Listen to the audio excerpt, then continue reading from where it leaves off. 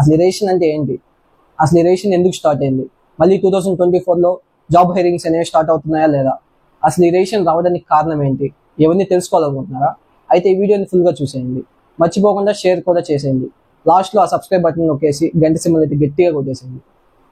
అసలు ఈ రేషన్ అంటే ఏంటో తెలుసుకుందామా? రేషన్ అంటే ఏం లేదు, హైరింగ్ అనేది స్టాప్ చేసి ఉన్న ఎంప్లాయీస్ని ఫైర్ చేయడమే రేషన్ అంటారు. అసలు ఈ రేషన్ అనేది ఎందువల్ల వచ్చింది? ఈ మధ్య కాలంలో రేషన్ రావడానికి కారణం అందరూ ఏఐ అనుకుంటున్నారు. మీరు కూడా అదే అనుకున్నట్లయితే కామెంట్లో ఏఐని కామెంట్ చేయండి. లేదు ఇంకేమైనా రీజన్ ఉంటే దాన్ని కూడా కామెంట్లో కామెంట్ చేయండి. రేషన్కి మెయిన్ రీజన్ వచ్చి లాక్డౌన్. అసలు లాక్డౌన్లో చాలా మందికి జాబ్స్ వచ్చాయి కదా, ఇదేంటి రేషన్కి లాక్డౌన్ కారణం అంటున్నారు అనుకుంటున్నారా?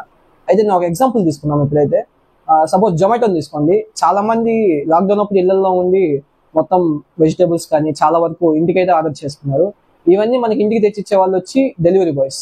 అసలు డెలివరీ బాయ్స్ వాళ్ళ ఫోన్లోకి మనం ఆర్డర్ చేసినప్పుడు వాళ్ళ ఫోన్కి నోటిఫికేషన్ అయితే వెళ్తుంది, అసలు ఇలా ఆర్డర్ చేశారు వాళ్ళ ఇంటికి ఎత్తుకొని ఇవ్వాలని చెప్పి.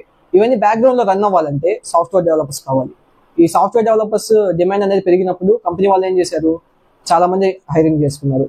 కొత్త కొత్త కంపెనీస్ అయితే చాలా వరకు స్టార్ట్ అయ్యాయి. వాళ్ళందరికీ సాఫ్ట్వేర్ డెవలపర్స్ కావాల్సి వచ్చింది. స్కిల్ లేని వాళ్ళని చాలా మందిని తీసుకున్నారు. అంటే కంపెనీని రన్ చేయాలి కాబట్టి వాళ్ళకి సాఫ్ట్వేర్ డెవలపర్స్ కావాలి. సో బీటెక్ కంప్లీట్ చేసిన వాళ్ళని, అలాంటి వాళ్ళని చాలా మందిని తీసుకొని కంపెనీని అయితే రన్ చేయడం స్టార్ట్ చేశారు. అసలు ఈ కంపెనీస్ వీళ్ళని ఎలా హైర్ చేసుకున్నాయి? ఇంతకుముందు మీరు చూసుకున్నట్లయితే కంపెనీస్లో డైరెక్ట్ ఇంటర్వ్యూస్ ఉండేవి. టీఆర్ ముందు కూర్చొని కానీ, హెచ్ఆర్ ముందు కూర్చొని కానీ మన కంపెనీస్కి వెళ్ళైతే ఇంటర్వ్యూస్ అనేది అటెండ్ అవ్వాల్సి ఉండేది. కానీ లాక్డౌన్లో చూసుకున్నట్లయితే చాలా వరకు ఆన్లైన్ ఇంటర్వ్యూస్. వీటిలో ఏం జరిగిందంటే చాలా వరకు చాలా మంది స్కామ్స్ చేశారు. మీరు చూస్తుంటారు, మీ లొకాలిటీలో చాలా మందికి ఇన్ని సంవత్సరాలు జాబ్ రాలేదు, కానీ ఆ లాక్డౌన్లో చాలా మందికి జాబ్స్ వచ్చాయి.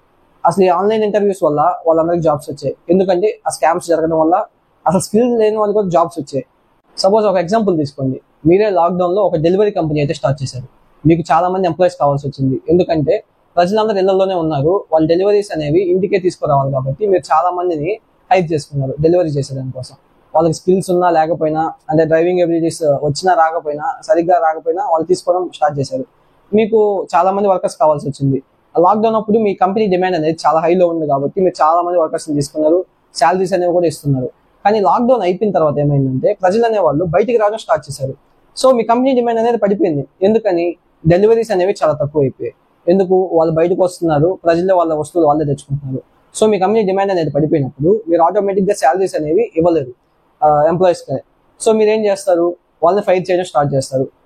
ఒక 10 మెంబర్స్ని తీసుకున్నారు అనుకోండి కంపెనీలోకి, మీకు ఇప్పుడు 2 మెంబర్సే కావాలి, మిగతా 8 మెంబర్స్ని ఏం చేస్తారు? మీరు ఫైర్ చేసేస్తారు. సో ఈ ప్రాసెస్నే సాఫ్ట్వేర్ కంపెనీస్ అనేవి ఇప్పుడు పాటిస్తున్నాయి. స్కిల్స్ ఉన్నా లేకపోయినా అప్పుడైతే తీసేసుకున్నారు.